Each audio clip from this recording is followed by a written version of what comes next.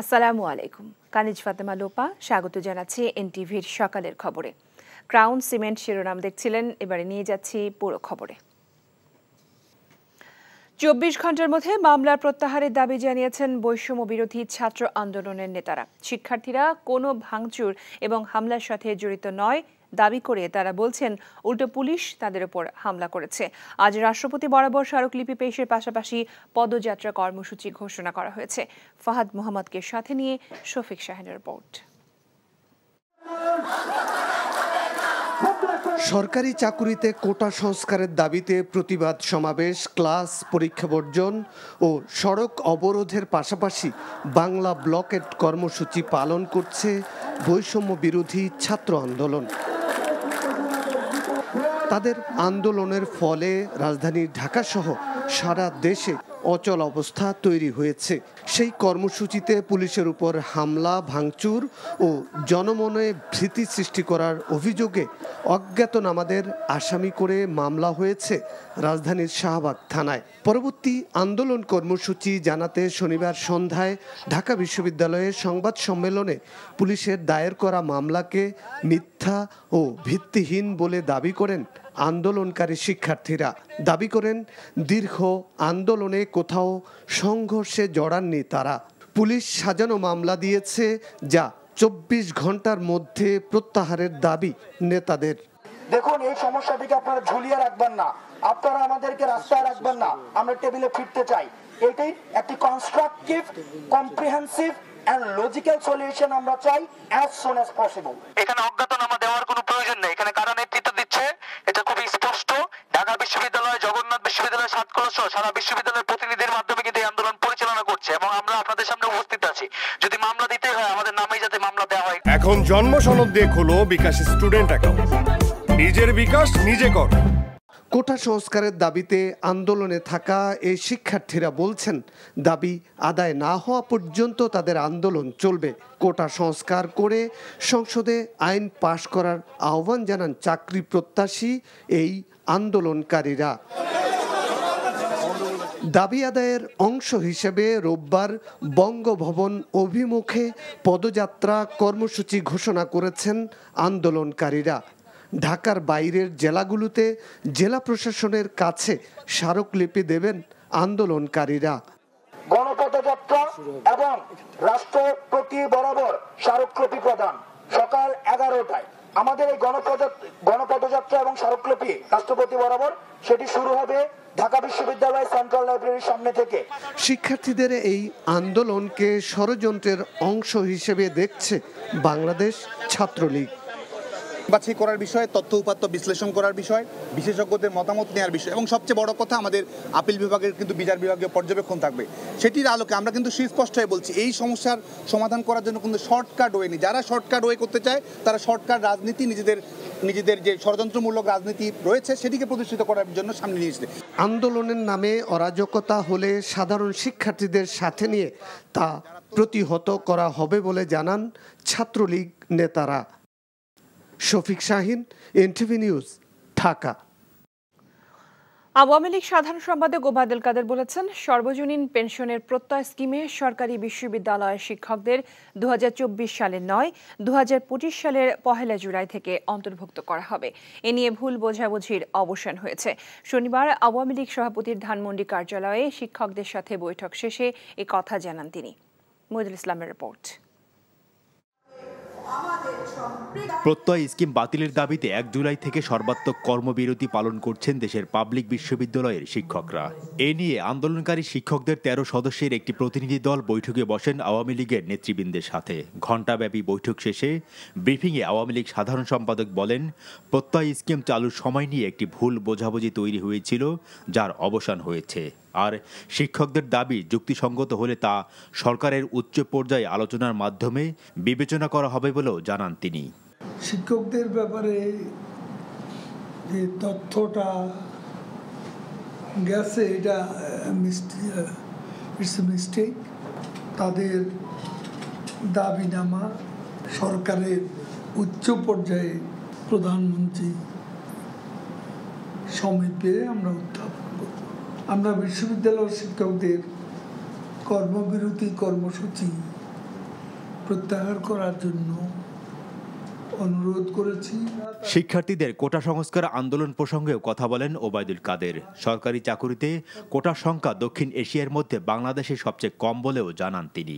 শিক্ষার্থীদের আবেগকে পুঁজি করে একটি কুচক্রী মহল রাষ্ট্রকে অস্থির করার ষড়যন্ত্র করছে। ওটা একটাই জবাব, এক লাইন, আইন তার নিজস্ব গতিতে চলবে। এখানে তো আমরা সাবজুডিস করবো, সেটা সাবজুডিস হবে, আইনের আওতার বাইরে গেলে তো sub judice. You cannot do that. বৈঠক শেষে বিশ্ববিদ্যালয় শিক্ষক সমিতি ফেডারেশনের প্রতিনিধিরা আলোচনায় সন্তুষ্টির কথা জানান। একই সাথে সবার সাথে কথা বলে পরবর্তী সিদ্ধান্ত জানানো হবে বলেও জানান তারা। মইদুল ইসলাম, এনটিভি নিউজ, ঢাকা।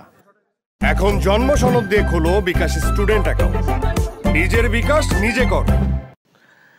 শিক্ষার্থীদের কোটা সংস্কার আন্দোলনকে দমানোর জন্য তাদের বিরুদ্ধে মিথ্যা মামলা দেওয়া হয়েছে বলে অভিযোগ করেছেন বিএনপি নেতারা। বিএনপির ইন্ধন আছে এ কথা বলে সরকার চলমান আন্দোলনকে ভিন্ন দিকে নেওয়ার চক্রান্ত করছে। এই আন্দোলনের আড়ালে ক্ষমতাসীনরা অন্য কিছু করছে কিনা তা নিয়েও সংশয় তাদের। শনিবার রাজধানীতে এসব কথা বলেন বিএনপি নেতারা। হাসান মাহমুদের রিপোর্ট। সদ্য ঘোষিত ঢাকা মহানগর উত্তর ও দক্ষিণ বিএনপির নতুন কমিটির নেতাদের সাথে নিয়ে শহীদ রাষ্ট্রপতি জিয়াউর রহমানের মাজারে শ্রদ্ধা নিবেদন করেন বিএনপির স্থায়ী কমিটির সদস্য মির্জা আব্বাস। দোয়া ও মোনাজাত শেষে মির্জা আব্বাস বলেন, নতুন নেতৃত্ব আগামী দিনের আন্দোলনে ভূমিকা রাখবে। তিনি অভিযোগ করেন, শিক্ষার্থীদের ন্যায়সঙ্গত আন্দোলনকে ভিন্ন দিকে নিতে চায় সরকার। বিএনপি এর সঙ্গে আছে এই কথা বলে আসল বিষয়টাকে ধামাচাপা দেওয়ার চেষ্টা করার কোনো প্রয়োজন আছে বলে আমি মনে করি না। এটা তাদের একটা অপপ্রয়াস, অপকৌশল এই আন্দোলনকে অন্যদিকে ধাবিত করার জন্য। আমরা ভয় পাচ্ছি এটুকুই যে এই আন্দোলনের ফাঁক দিয়ে আবার অন্য কোনো অপকর্ম তারা করছে কিনা, এই দেশের বিরুদ্ধে কোনো ষড়যন্ত্র করছে কিনা, এটা আমরা ভয় পাচ্ছি। এদিকে বিএনপির সাথে সমমনা দলগুলোর নেতাদের ধারাবাহিক বৈঠকের অংশ হিসেবে দলের চেয়ারপারসনের গুলশান কার্যালয়ে বৈঠক করে গণ অধিকার পরিষদের একাংশের নেতারা। পরে যৌথ সংবাদ সম্মেলনে বলা হয়, গণতন্ত্র উদ্ধারের আন্দোলন চলমান থাকবে। অভিযোগ করেন, দুর্নীতি আর অপশাসনে দেশের মানুষ কোণঠাসা হয়ে পড়েছে। শিক্ষার্থীদের আন্দোলন দমানোর পায়তারা চলছে বলেও অভিযোগ করা হয় সংবাদ সম্মেলনে। একটা গণতান্ত্রিক অধিকার হিসেবে তারা যে প্রতিবাদ করেছিল তার উপর আক্রমণ করা হয়েছে, তাদের বিরুদ্ধে মিথ্যা মামলা দেওয়া হয়েছে, তার প্রতিবাদ জানাচ্ছি আমরা। যারা প্রশ্নপত্র ফাঁস করে আজকে যেসব পদে বসে আছে বিভিন্ন জায়গায়, এই পদগুলো ওরা দখল করেছে, হাইয়েস্ট বিডার হয়েছে, এটা সবচেয়ে বেশি পয়সা দিয়েছে। একটা হচ্ছে হাইয়েস্ট বিডাররা দখল করলো, আরেকটা হচ্ছে দলীয়, আর হচ্ছে কোটা ব্যবস্থার মাধ্যমে। কোটা ব্যবস্থার মধ্যে মুক্তিযোদ্ধাদের মধ্যে কত ধরনের মুক্তিযুদ্ধ ইতিমধ্যে আপনারা পত্রপত্রিকায় দেখেছেন, এরাও কিন্তু সুবিধা পায়, কিন্তু সবগুলো আবার দলীয় বিবেচনায়। কিন্তু পণ্যমূল্যের ঊর্ধ্বগতি আর নাজুক অর্থনীতির জন্য সরকারের লুটপাটকে দায়ী করে এর বিরুদ্ধে সবাইকে ঐক্যবদ্ধ হবার আহ্বান জানান নেতারা। শক্তি দিয়ে দমন করতে চায়। Hasan Mahmud, NTV news, Dhaka. প্রতিটি ক্ষেত্রে বাংলাদেশ অপ্রতিরোধ গতিতে এগিয়ে যাবে। এই অগ্রযাত্রা অব্যাহত থাকবে বলে জানিয়েছেন প্রধানমন্ত্রী শেখ হাসিনা। শনিবার আন্তঃব্যাংক ফুটবল টুর্নামেন্টের ফাইনাল খেলা ও পুরস্কার বিতরণী অনুষ্ঠানে তিনি এসব কথা বলেন। অলিম্পিকে পদক লাভের জন্য কিছু খেলা বাছাই করে উন্নত প্রশিক্ষণের ব্যবস্থা করা হচ্ছে বলেও জানান শেখ হাসিনা। নজরানা চৌধুরীর রিপোর্ট। গত ২৭ এপ্রিল শুরু হয় শেখ হাসিনা আন্তঃব্যাংক ফুটবল টুর্নামেন্ট, যাতে ৩১টি ব্যাংক অংশ নেয়। সবশেষ শনিবার রাজধানীর আর্মি স্টেডিয়ামে ইসলামী ব্যাংক ও স্ট্যান্ডার্ড ব্যাংকের মধ্যে আসরের ফাইনাল খেলা অনুষ্ঠিত হয়, যেখানে ২-০ গোলের ব্যবধানে জয়লাভ করে চ্যাম্পিয়ন হয় ইসলামী ব্যাংক। প্রধান অতিথি হিসেবে উপস্থিত থেকে বিজয়ীদের মাঝে পুরস্কার তুলে দেন প্রধানমন্ত্রী শেখ হাসিনা। খেলোয়াড়দের উদ্দেশ্যে রাখা বক্তব্যে প্রধানমন্ত্রী খেলাধুলায় পৃষ্ঠপোষকতা করার জন্য বাংলাদেশ অ্যাসোসিয়েশন অব ব্যাংকস বিএবিকে ধন্যবাদ দেন। অলিম্পিক অ্যাসোসিয়েশনের সঙ্গে আমরা যুক্ত আছি, সেখানে আমরা কয়েকটি খেলা বেছে নিয়েছি, সবগুলি একসাথে হয়তো পারবো না, কিন্তু ওর মধ্যে দিয়ে ট্রেনিং করিয়ে উপযুক্ত করে গড়ে তোলা, এটা সব থেকে দরকার। সেজন্য আমরা যেমন এখানে বিকেএসপি ঢাকায় ছিল, আমরা প্রত্যেক বিভাগে একটা করে দিচ্ছি। সেখানে সাঁতার থেকে শুরু করে আর্চারি থেকে শুরু করে এখানে সব ধরনের খেলাধুলার যেন একটা সুযোগ হয়। শুধু খেলাধুলা নয়, বর্তমান সরকারের সময়ে দেশ সব দিক থেকে এগিয়ে গেছে বলে জানান সরকার প্রধান। দেশের এই অগ্রযাত্রায় সবাইকে আরও সহযোগিতা করার জন্য আহ্বান জানান তিনি। আন্তর্জাতিক পর্যায়েও বাংলাদেশ আজকে যেভাবে এগিয়ে যাচ্ছে, এই ধারা অব্যাহত রেখেই আমরা এগিয়ে যাব। বাংলাদেশ অপ্রতিরোধ্য গতিতে বিশ্ব দরবারে এগিয়ে যাবে উন্নত সমৃদ্ধ স্মার্ট বাংলাদেশ হিসেবে। তরুণদের খেলাধুলায় উৎসাহিত করার জন্য যার যার জায়গা থেকে এগিয়ে আসারও আহ্বান জানান প্রধানমন্ত্রী। নজরানা চৌধুরী, এনটিভি নিউজ, ঢাকা। চীন সফর নিয়ে আজ সংবাদ সম্মেলন করবেন প্রধানমন্ত্রী শেখ হাসিনা। বিকেল 4টায় গণভবনে সংবাদ সম্মেলন অনুষ্ঠিত হবে। প্রধানমন্ত্রীর উপপ্রেস সচিব ইমরুল কায়েস এ তথ্য জানিয়েছেন। গত 8 জুলাই বেজিং সফর শুরু করেন প্রধানমন্ত্রী শেখ হাসিনা। বেজিংয়ে প্রধানমন্ত্রী 8 থেকে 10 জুলাই পর্যন্ত অবস্থানকালে চীনের প্রেসিডেন্ট শি জিনপিং এর সঙ্গে দ্বিপাক্ষিক বৈঠক করেন এবং প্রধানমন্ত্রী লি কিয়াং এর সঙ্গে প্রতিনিধি পর্যায়ের দ্বিপাক্ষিক বৈঠক সহ বিভিন্ন অনুষ্ঠানাদি সম্পন্ন করেন। সুশাসনের অভাবে ঘুণে ধরা ব্যাংক খাত গ্রাহকদের আমানতের নিশ্চয়তা দিতে পারছে না বলে মন্তব্য করেছেন বিশিষ্ট অর্থনীতিবিদ ডক্টর আহসান এইচ মনসুর। শনিবার রাজধানীতে ইআরএফ এর আলোচনায় তিনি মন্তব্য করেন, টাকা আর ডলার সংকটের মধ্যে থালাবাটি বেচে কোরমা পোলাও খাচ্ছে ব্যাংকগুলো। এছাড়া ব্যাংক খাতের সংকট উত্তরণে রাজনৈতিক সদিচ্ছার ঘাটতি আছে বলেও মনে করেন তিনি। হাসানুল শাওনের রিপোর্ট। খেলাপি ঋণ সহ নানা অনিয়ম আর অব্যবস্থাপনায় ধুঁকছে দেশের ব্যাংক খাত। কিছু ব্যাংকে তারল্য সংকটে আমানত নিয়েই দুশ্চিন্তায় গ্রাহকরা। ব্যাংক খাত নিয়ে ইকোনমিক রিপোর্টার্স ফোরামের আলোচনায় পলিসি রিসার্চ ইনস্টিটিউটের নির্বাহী পরিচালক ডক্টর আহসান এইচ মনসুর বলেন, ঋণের অর্থ আদায় না করে ঋণের সুদকে আয় দেখিয়ে মুনাফা দেখাচ্ছে ব্যাংকগুলো। আসলে তারা আমানতের অর্থ লুটে খাচ্ছে বলেও মন্তব্য তার। সরকারের চাহিদা মেটানো, ব্যক্তি খাতের চাহিদা এগুলো এই ব্যাংকিং খাতের পক্ষে সম্ভব হচ্ছে না এবং ডিপোজিটারদের টাকার নিশ্চয়তা দেওয়াটাও সম্ভব হচ্ছে না। আমি তো বলবো যে ব্যাংকিং খাতের ডেটাতে সবচেয়ে বেশি উল্টোপাল্টা আছে। আমি বলতেছি 10%, আসলে তো আর 25%-এর মতো হচ্ছে নন পারফর্মিং লোন। এটা কেন হচ্ছে? এটা তো আমি অ্যালাউ করছি, উইন্ডো ড্রেসিং করে বিভিন্নভাবে তাদেরকে প্রশ্রয় দিয়ে এটাকে ঢেকে রাখা হয়েছে। বাংলাদেশ ব্যাংককেও দায়বদ্ধ করতে হবে এবং সরকারকেও দায়বদ্ধ করতে হবে যে কেন আজকে এই অবস্থায় আসলো। রাষ্ট্রের আশীর্বাদে অনেকে অঢেল সম্পদের মালিক হচ্ছেন এবং বিদেশে অর্থ পাচারও করছেন অভিযোগ করে ডক্টর মনসুর বলেন, এদের বিরুদ্ধে দৃশ্যমান পদক্ষেপ না নিলে লুটপাট বন্ধ হবে না।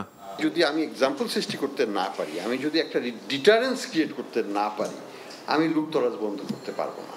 আমার ব্যাংকের দরজা knowingly or unknowingly for some people সবসময় খোলা, যে টাকার থলি নিয়ে চলে আসতে পারবে তারা বিভিন্ন স্ক্যামের মাধ্যমে। তো সেটা তো চলতেছে। এই অর্থনীতিবিদ আরও বলেন, রাজস্ব আয় সহ বিভিন্ন সূচকে কাঙ্ক্ষিত উন্নতি করতে না পারায় সরকারের আর্থিক সামর্থ্যই দিন দিন কমছে। ধার করে আমি চিরকাল রিজার্ভ বাড়াতে পারবো না। আমার রিজার্ভ রক্ষা করতে হবে পলিসি অ্যাডজাস্টমেন্টের মাধ্যমে। আমাকে এক্সপোর্ট বাড়িয়ে, রেমিটেন্স বাড়িয়ে, টাকা পাচার কমিয়ে বাজারের সিস্টেমের থ্রুতে আমাকে রিজার্ভ বাড়াতে হবে, বাড়াতেই হবে, কোনো সন্দেহ নেই। কারণ যদি আমার রিজার্ভ না বাড়ে, বাংলাদেশের প্রতি কারো আস্থা থাকবে না। এছাড়া মূল্যস্ফীতি নিয়ন্ত্রণে আগামীতে সংকোচনমূলক মুদ্রানীতি করার পরামর্শ এই অর্থনীতিবিদের। Hasanul Shaon, NTV news, Dhaka.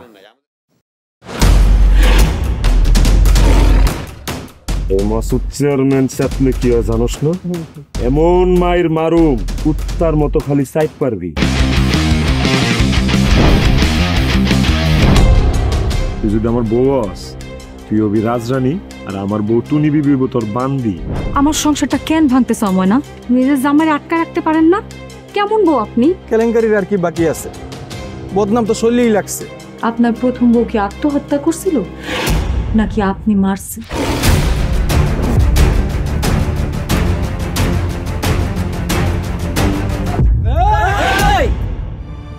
ময়না তো পালাইতে চায় না। ওরে পালাইতে হইবই। ময়না রে, তুই আমারে মাফ করে দিস। আমারে খাওয়ানোর মধ্যে বিষ মাখায় মেরা ফলাইতে চাস? মাইরা একেবারে আম গাছের লগে ঝুলাই দিবেন যেমনি আপনার বড় বড় মাইরা ঝুলাইছিলেন।